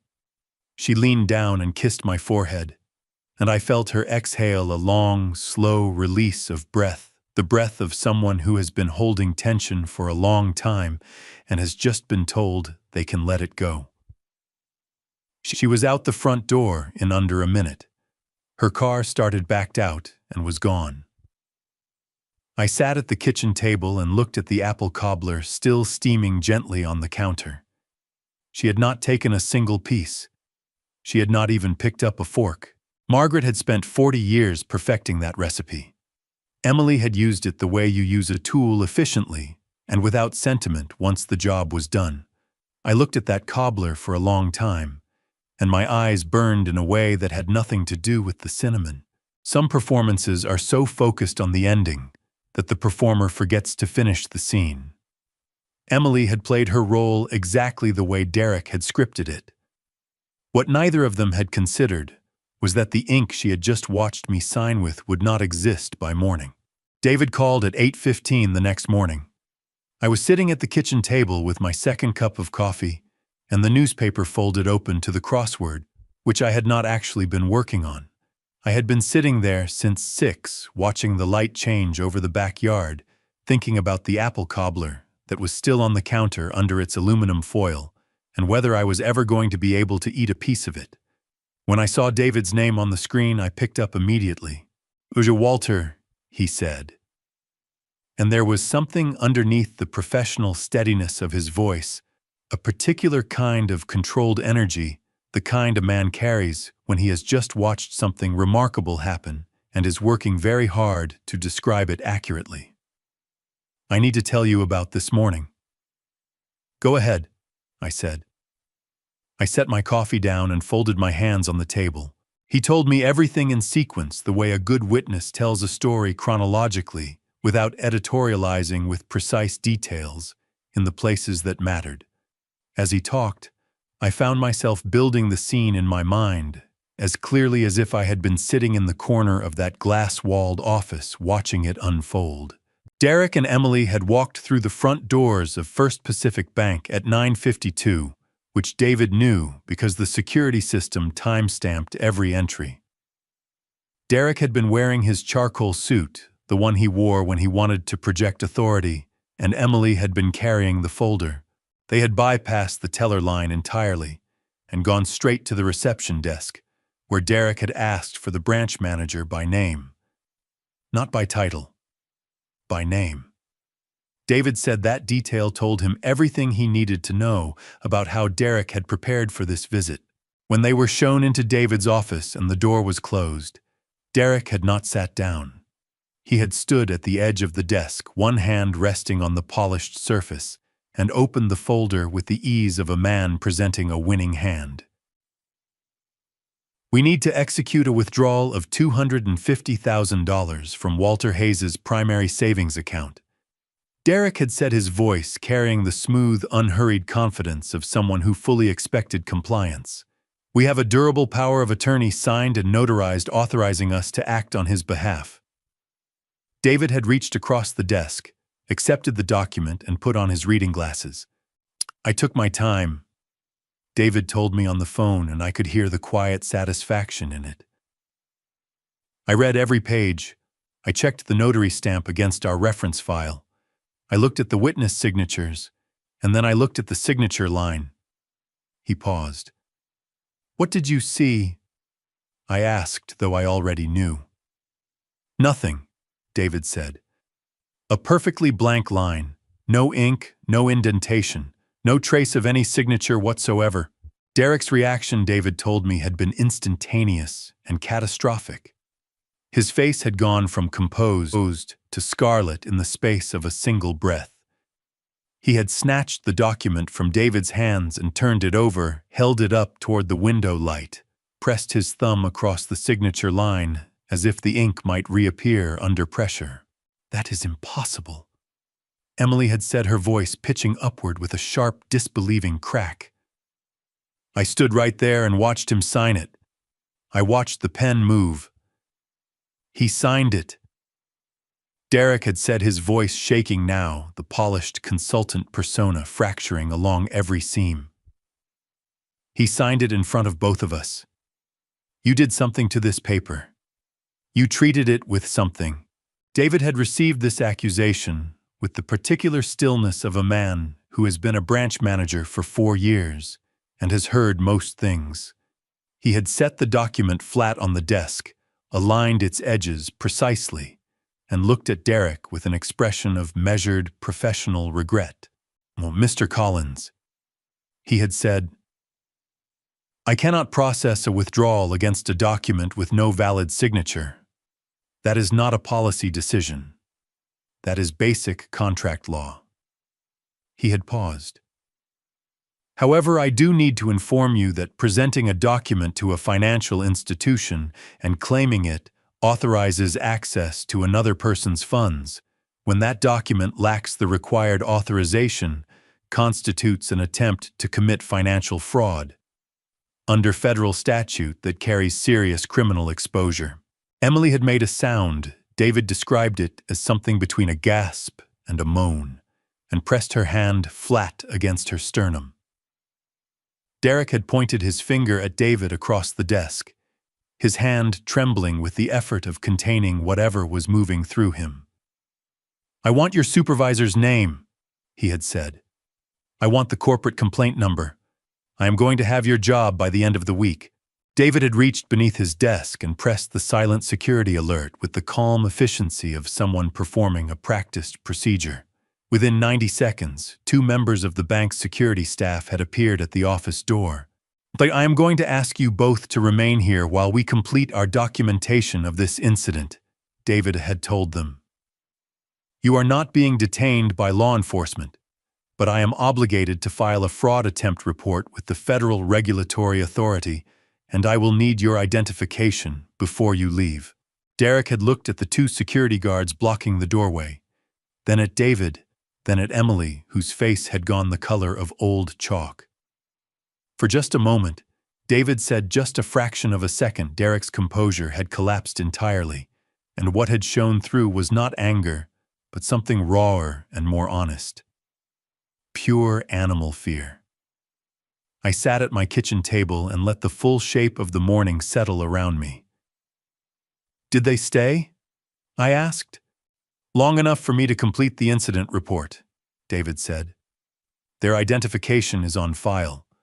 The federal fraud attempt notification went to the regulatory authority at 10:41 this morning."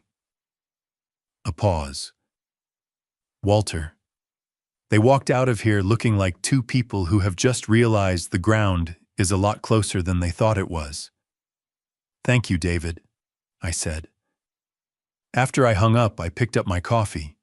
It had gone cold while I was on the phone, but I drank it anyway. A cornered animal does not give up when one exit is blocked. It finds another way out, usually louder, usually more desperate, and almost always more destructive. I knew Derek was not done. I was counting on it. Derek did not give up after the bank. I had not expected him to. Men who have spent years constructing an identity around intelligence and control do not accept a single failure as a final answer. They escalate, they recalibrate, they find a new angle.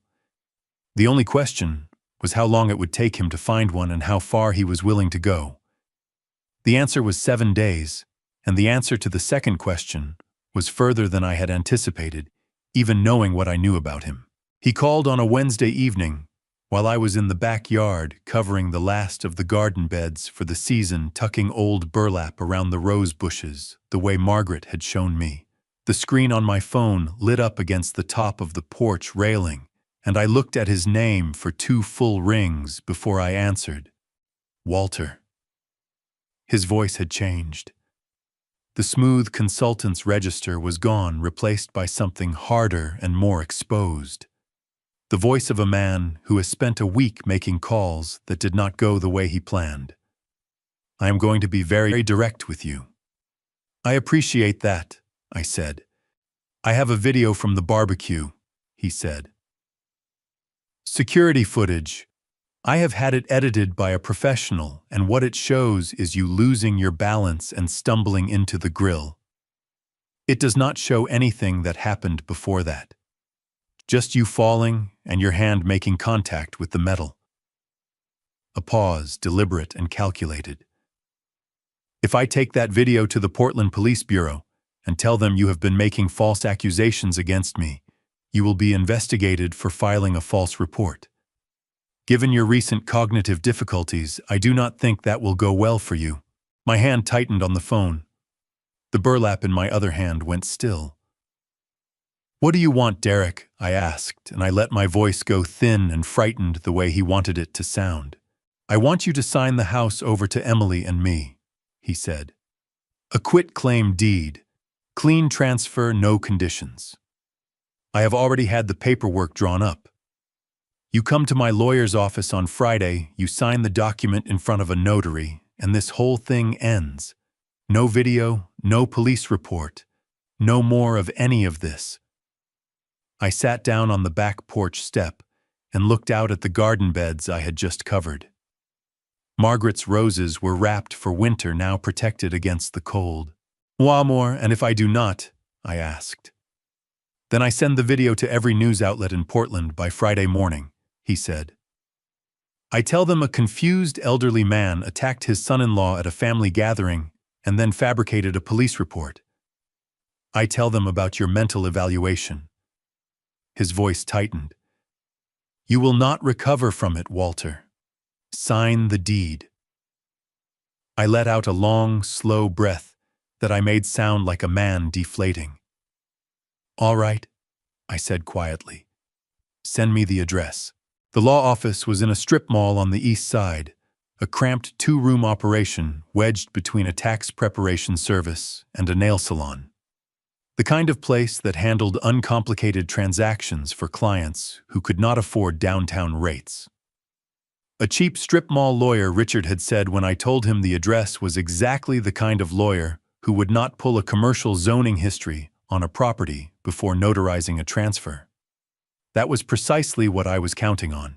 I arrived at 10 Friday morning in my flannel shirt and my old work boots, and Derek was already there, sitting at the conference table with a coffee cup and the posture of a man who had already mentally spent the money he thought he was about to receive.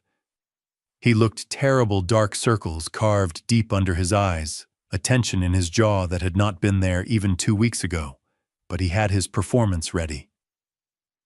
He stood when I came in, gestured to the chair across from him like a host receiving a guest. "Walter," he said. "Thank you for coming." I sat down slowly, both hands on the table, and looked at the document the lawyer slid across to me. A quit-claim deed. My name as grantor Derek and Emily Collins as grantees.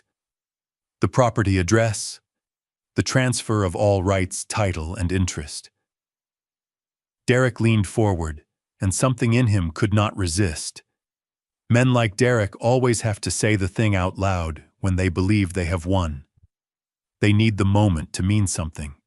"You know what your problem is, Walter," he said, his voice dropping to something low and contemptuous. "You spent your whole life working with your hands, and you think that makes you something. You think because you built things and carried things and got dirty, you understand how the world works." He shook his head slowly. "You do not. You never did. Men like me, we work with our minds. We move money. We understand leverage. And right now, I am leveraging the only thing you have ever had, which is this house, and there is not a single thing you can do about it." I let his words sit on me the way rain sits on stone. I looked at him across the table, at the expensive watch, at the hollow confidence, at the desperate man underneath all of it, and I felt a profound and particular sorrow that had nothing to do with losing. I picked up the pen the lawyer had set beside the document. This one was not the novelty pen I had used with Emily. This was a standard ballpoint with permanent ink, the kind that would hold on paper for 100 years, and this time it needed to. Richard and I had discussed this moment carefully. The disappearing ink had done its job. It had drawn Derek fully into the open, given us documented evidence of his intent, and bought us the time we needed to prepare the ground beneath him. But this deed needed to be real. A genuine transfer was the only way the commercial liability would attach to him without question. The trap only worked if the transfer was authentic. My hand trembled. Just a little. Just enough. "If I sign this, I said, my voice small and exhausted, "you will leave me alone." Derek's jaw tightened with the effort of keeping the triumph off his face. "Sign the deed, Walter." I pressed the pen to the signature line and signed my full legal name, Walter James Hayes, in slow, deliberate cursive. The notary stamped it before the ink was dry. Derek picked up the document with both hands and held it the way men hold things they have wanted for a long time. His chest rose and fell with something that was not quite a sigh, and not quite a laugh. I stood put on my jacket and walked to the door. At the threshold, I stopped, not turning around. "Read the full property disclosure before you do anything with that," I said. "Drive safe, Walter," Derek said behind me.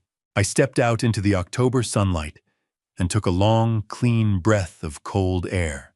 I pulled my phone from my jacket pocket and pressed Richard's name. He answered on the first ring. "It is done," I said. He signed the notarization. The deed transferred at 10:47 this morning. "And," Richard said, "and he did not pull the commercial zoning records," I said. Not a single question about the property history. A beat of silence on Richard's end. The particular silence of a man who has been building towards something for weeks and has just watched the last piece fall into place. "Walter," he said, "he just swallowed the whole thing." I walked to my truck, unlocked it, and got in. The engine turned over on the first try the way it always did. Derek thought the moment I signed that deed was the moment I lost everything. He had no idea that the moment he stamped his name on that document, he had just agreed to carry something that would take him the rest of his life to put down if he ever could. I stood on the sidewalk across the street from my own house and watched a locksmith drill out the deadbolts I had installed myself in the summer of 2001. Richard had told me to stay away. I had told him I needed to see it not out of grief, but out of certainty. A man should witness the moment his plan arrives at the place it was always going. I needed to see Derek standing in that doorway believing he had won, so I would know, without any doubt, that the trap had fully closed. The man worked efficiently, his van parked half on the lawn, his drill sending small curls of brass onto the front porch. I had hung that door myself. I had mortised the hinges by hand, with a chisel Margaret had given me for our anniversary, because she said a man who built things deserved proper tools. I watched without moving from the sidewalk. My hands were in my jacket pockets, and my face was composed, and my heart rate was exactly what it always was. There was no grief in what I felt standing there. Only the particular satisfaction of watching a plan arrive at the moment it was designed for. Derek appeared in the doorway, watching the locksmith work with the proprietary energy of a man taking inventory of something he has just acquired. He did not look across the street. He was already inside the story he had written for himself, the one where the stubborn old man had finally been outmaneuvered, where the house was his, where everything was going to be fine. Then a dark SUV with government plates turned onto the street and parked in front of my driveway. Two people in business attire stepped out, a man and a woman, both carrying document folders, both wearing the particular expression of people who have arrived to deliver information rather than to negotiate. They walked up the front path, and this woman knocked on the door with 3 firm, unhurried knocks. I watched Derek open the door. I watched him receive the documents they held out. I watched his head drop to read the first page, then come back up, then drop again. Even from across the street, I could see the color drain from his face the way color drains from something when the heat underneath it is suddenly removed. I turned, walked to my car, and drove to Richard's office. Richard had the folder waiting on his desk when I arrived. He stood when I came in, which he rarely did, and gestured to the chair across from him with a seriousness that told me he wanted me to be sitting down for this part. "Let me explain what Derek just received," Richard said, opening the folder and turning it so I could see the documents. "And I want to be precise because the legal mechanism here is specific." "Go ahead," I said. 12 years ago, when the company was operating at full scale across 3 states, you needed a centralized location to temporarily stage industrial materials before transport commercial-grade solvents, treatment compounds, the kind of substances that go into large-scale infrastructure work. Richard tapped the first document. Working with the county and the state, we registered the residential address as a commercial auxiliary transit point under Oregon's Business Property Code. It was fully permitted, fully documented, and tied directly to the corporate entity. And that registration, I said, stayed on the property.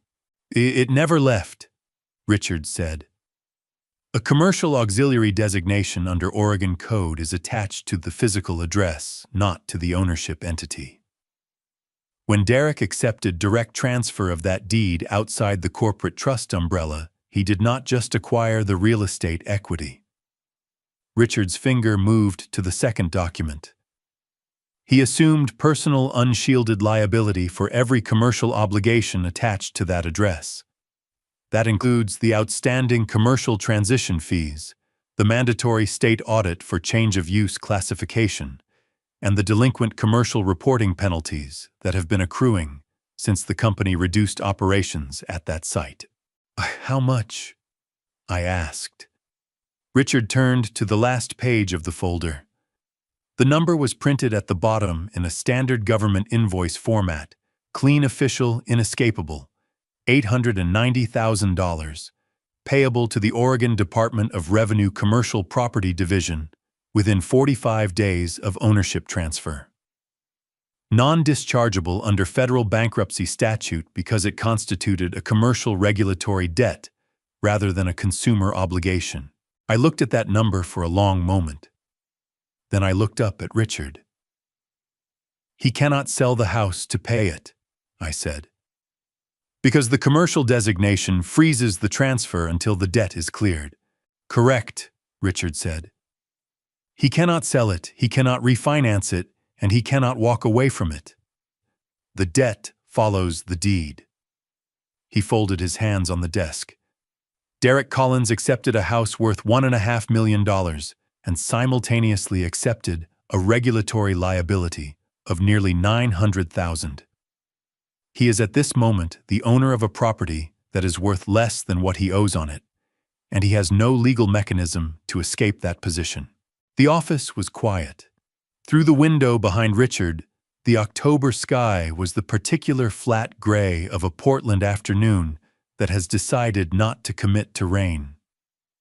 He went to a strip mall lawyer, I said, who charged him $800 and did not pull the commercial zoning history, Richard said.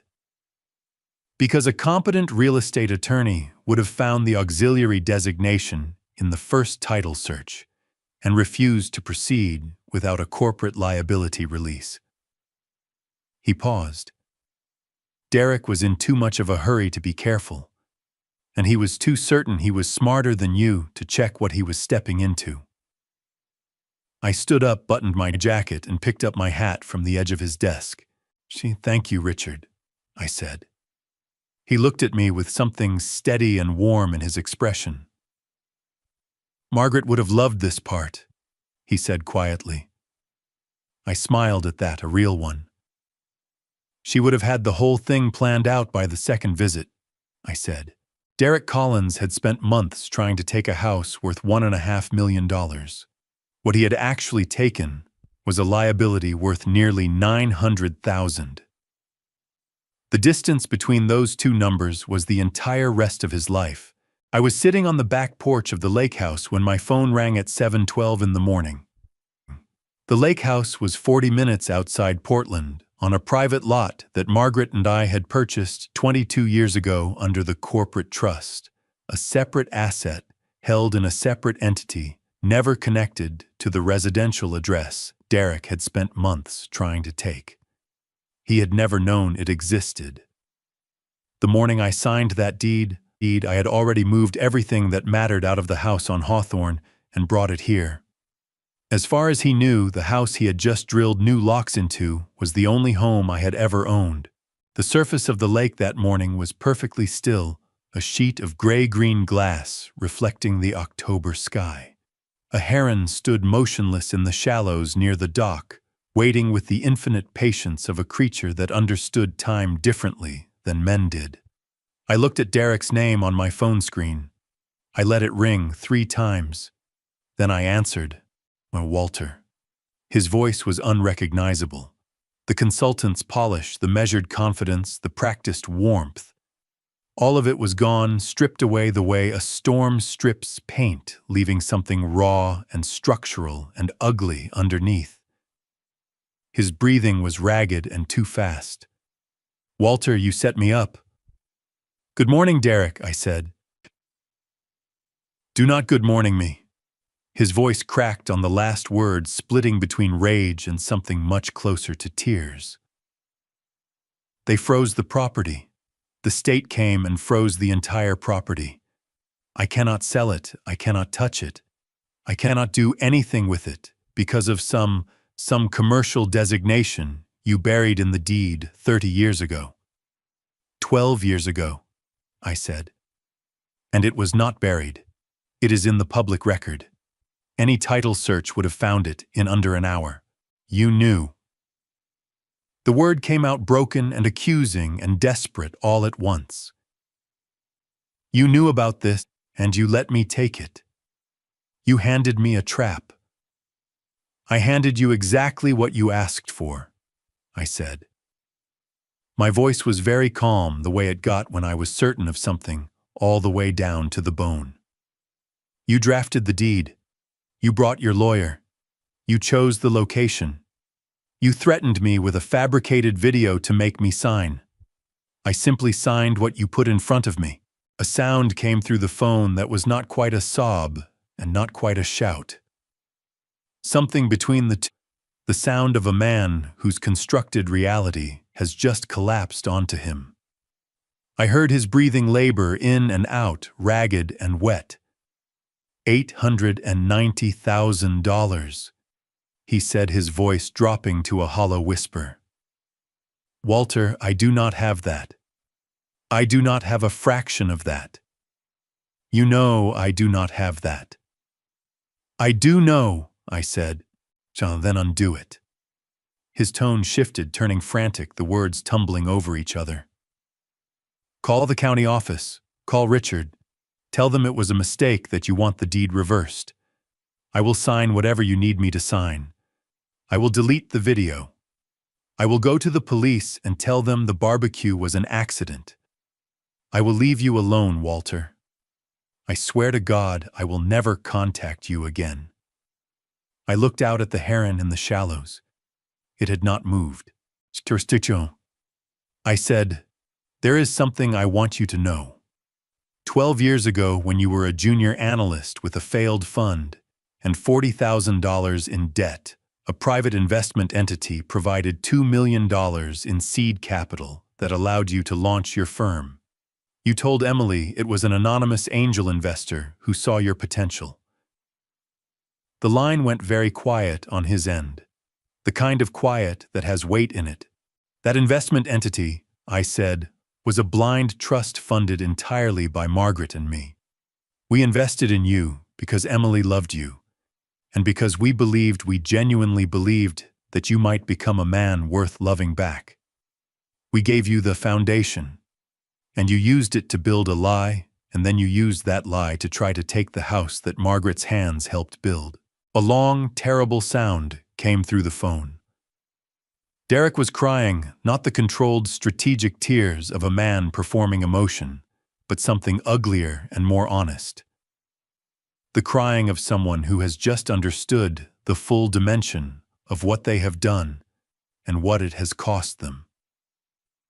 "I did not know," he said, his voice destroyed. "I did not know it was you." "I know you did not," I said.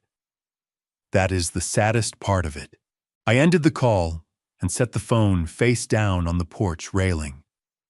The heron lifted from the shallows in one long, unhurried motion and crossed the water without a sound. Richard's text arrived 40 seconds later. "FBI Financial Crimes has opened a formal investigation. Forgery and fraud charges incoming. It is over, Walter." I picked up my coffee mug and held it in both hands, feeling the warmth spread across my palms, across the scar on my right hand, where the grill rail had burned me on a September evening that felt like a very long time ago. Somewhere across the city, Derek Collins was sitting in the house he had stolen from me, finally understanding that he had never been playing against an old man. He had been playing against the man who built him, and he had never even known the game had rules.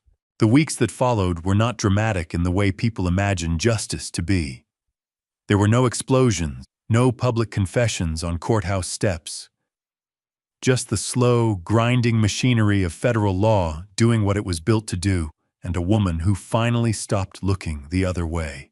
Richard called me on a Tuesday evening in early November, and his voice had that particular quality it carried when he was reporting facts he found both satisfying and sad.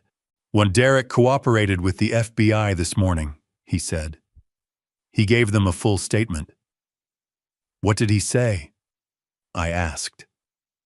"So he said Emily planned everything," Richard said. "He told the investigators she pressured him into the property scheme, that she controlled their finances, that he was simply a devoted husband, doing what his wife demanded. He described her as the primary architect of the fraud from the beginning." A pause.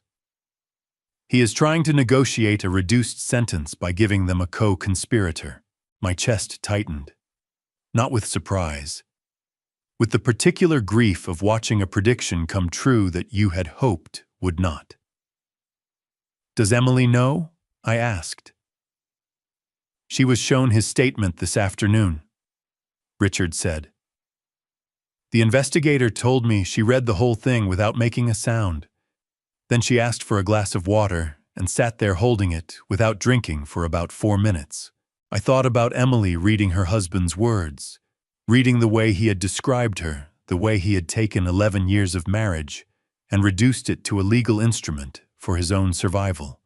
I thought about the moment she had understood fully and finally that the man she had defended against her bleeding father was willing to send her to federal prison to save himself 2 years.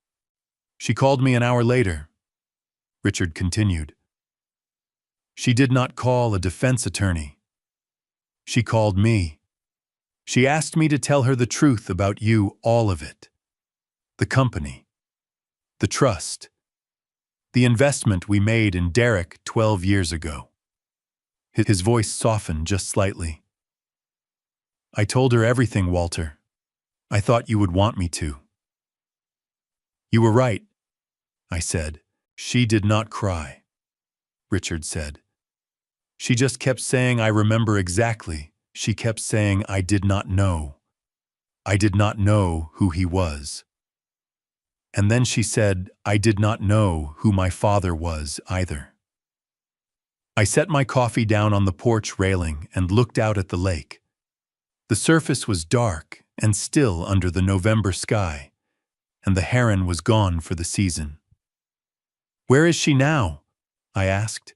"That is why I am calling," Richard said. "She drove to your gate about 20 minutes ago. She has been standing outside it ever since. She did not buzz the intercom. She is just standing there." I walked inside, pulled up the security feed on my tablet, and found the camera covering the front gate. Emily stood on the other side of the iron bars in the light rain, her coat dark with moisture, her hair loose and damp against her face. She was not performing. She was not rehearsing anything. She was just a woman standing in the rain outside a gate with nowhere else she knew to go. I remembered what Margaret had whispered to me once near the very end when I had told her I was afraid of becoming too hard. "Don't let your pride mistake their growth for weakness either, Walter." I set the tablet down. I put on my jacket. I had built walls strong enough to keep out everything Derek threw at me. Walking toward that gate, I wondered if I had built them strong enough to survive what was waiting on the other side. December came in quietly, the way endings usually do, not with a crash or a final confrontation, but with a stillness that settles over everything after the noise has moved on and taken what it was going to take. Richard's text arrived on a Tuesday morning, while I was sitting on the cedar deck with my coffee and a newspaper I had not actually been reading. I had been watching the thin line of ice that had formed overnight along the edge of the dock, the way it caught the pale morning light and held it. The message read, 4 years, federal. Full asset forfeiture. 890,000 in commercial debt remains attached to the property. The firm is dissolved. It is done, Walter. I read it twice. Then I set the phone face down on the side table and picked up my coffee with both hands and held it the way you hold something warm when the air around you is cold. Derek Collins was going to a federal corrections facility for 4 years. The house he had drilled new locks into was frozen under a commercial regulatory liability he could never discharge through bankruptcy. The BMW, the penthouse, the tailored suits, the expensive watch he used to adjust before shaking my hand, all of it gone. Repossessed, forfeited, seized by the mechanisms of a legal system he had believed he understood better than an old plumber from Tennessee. I sat with that for a while. I did not feel triumph. I felt the particular quiet of a man who has carried something heavy for a long time and has finally been allowed to set it down. Emily arrived at 2 in the afternoon. I heard her car on the gravel drive before I saw her, and I was standing on the front steps when she came around the corner of the path. She was wearing a dark coat I did not recognize, something plain and practical, nothing like the carefully chosen clothes she used to wear when she and Derek visited together. Her hair was loose. Her face was pale and open in a way it had not been in years, stripped of the social armor she had spent a decade building. She stopped at the bottom of the steps and looked up at me, and her chin trembled so hard she had to press her lips together to keep from breaking apart right there on the path.